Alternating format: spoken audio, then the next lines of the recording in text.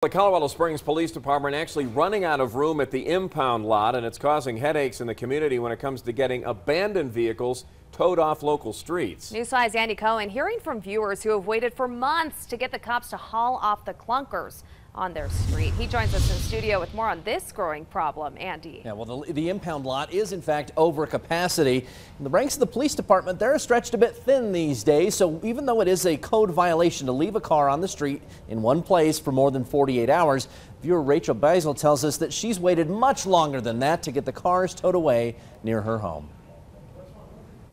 Rachel Beisel is fed up with these broken down cars. I've called the police now 5 times. Red Rock Avenue is a narrow 2-lane street, and the cars are rotting away right next to the driveway that serves the townhomes where she lives. So whenever you try to come out, or if emergency vehicles or snowplows tried to come through this area, they wouldn't be able to do that. She's been reporting it to the police ever since she moved in back in June, but the neighbors, they've been complaining to the city even longer than that.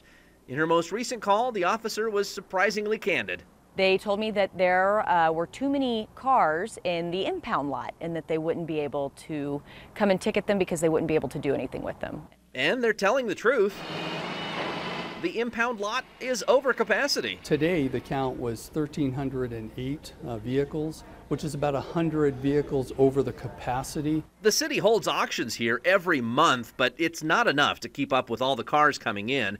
Part of the problem, around half of the cars can't be moved because they're stored as evidence. We have to keep the integrity of that case, and keeping that integrity is having those cars in a secure lot. But at least 2 of those cases date back to the early 1980s, so the police are going over each car to see what they can clear out.